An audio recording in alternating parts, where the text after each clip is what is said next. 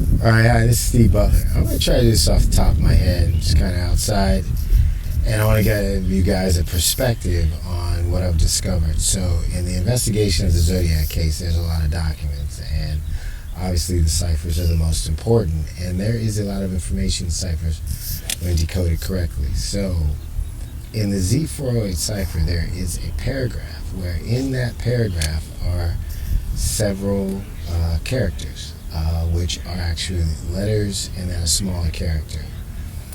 During the discovery and investigation, we found a telephone number when we were looking at how meticulously the letters and numbers were aligned on the door of the car of Bryan Hartnell at the Lake Berryessa murder. After Cecilia Shepard died, the killer actually took time to take a marker and to draw a message of his past crimes on the door, but it was lined up in such a way that we realized in 1960 there was something called new math, where they were putting numbers in columns. That's old school for today, but back then it was new. So we figured that that was a math problem. Upon doing the math problem, we discovered enough numbers where, considering the top line on the car door said Vallejo, we thought it was a Vallejo telephone number. So we downloaded a 1968 Vallejo telephone book, and all the prefixes were the same. So it was just about figuring out the other 7 digits. Upon doing that, there was only one phone number that was even close. It was off by 1 digit. We had 0, and I think its last number was 7, but it could have been intentional.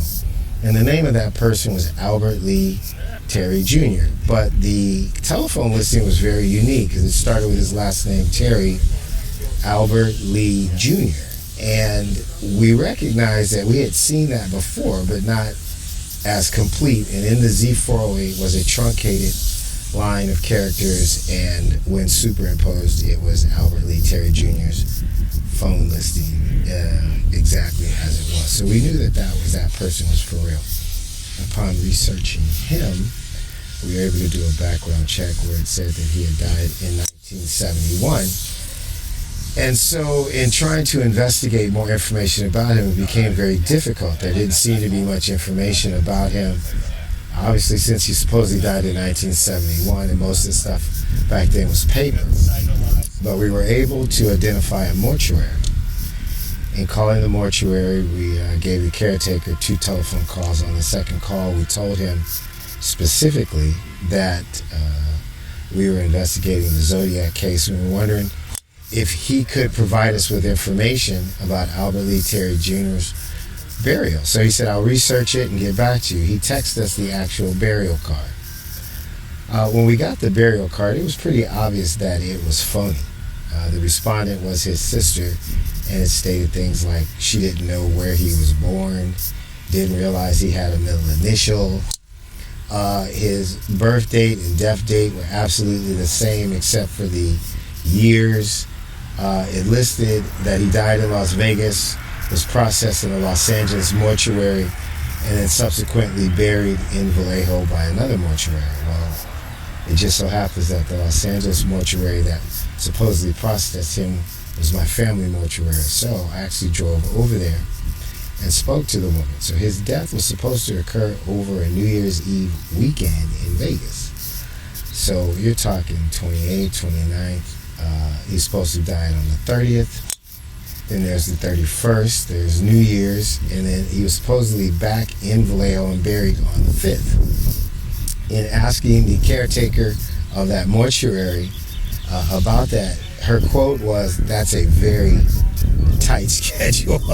And we both laughed. She says, "We don't keep records that far," but she's like, "That's a very tight schedule." And that was the quote.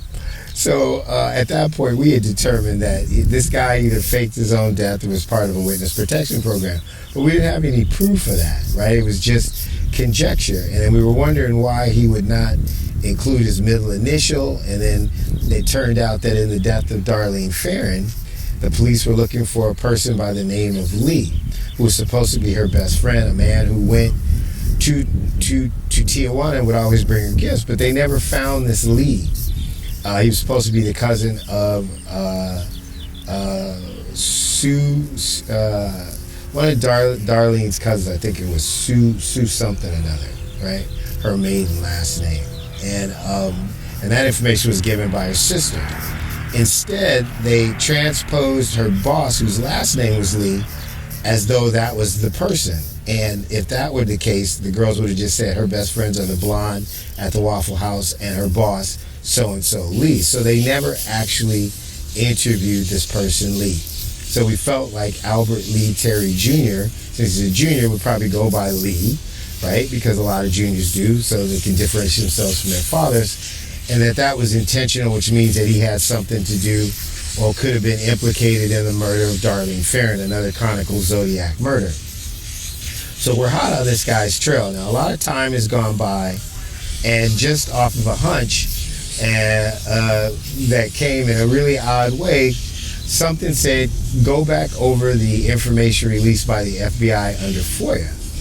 And a lot of information was in 5 of 6 about the ciphers, but they were handwriting and letter analysis in the other ones. And, we don't have the handwriting cards, so there's nothing we could do. But it was odd. In number 4, there was this series of letters, one that went to a sergeant at Vallejo, and the others that went to the FBI, concerning an individual whose name was redacted, that they said had become obsessed with the Zodiac case.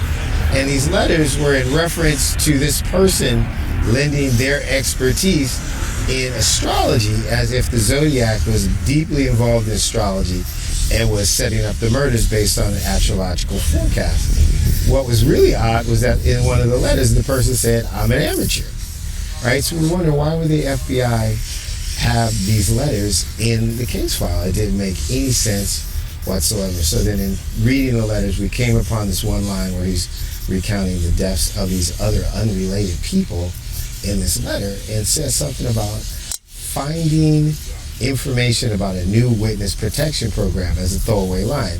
That was very strange. There was no reason to include that, had nothing to do with it, and there was no follow-up, right? And then it goes on and rambles about these murders, some dates, and so on and so forth. But what we have found out now, because we recognize Albert Lee's signature, he puts his signature on everything that he does, and apparently he was kind of like radar. He was like the communications guy.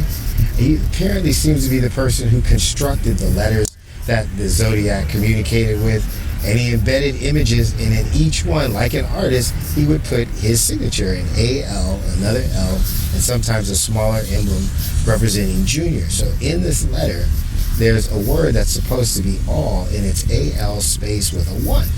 It's like a digital signature, just like we would type these days to do a digital signature when you can't sign. And we started saying, okay, there's more to this than meets the eye. And in further investigations, seeing the Witness Protection Program, we realized that this was a profit.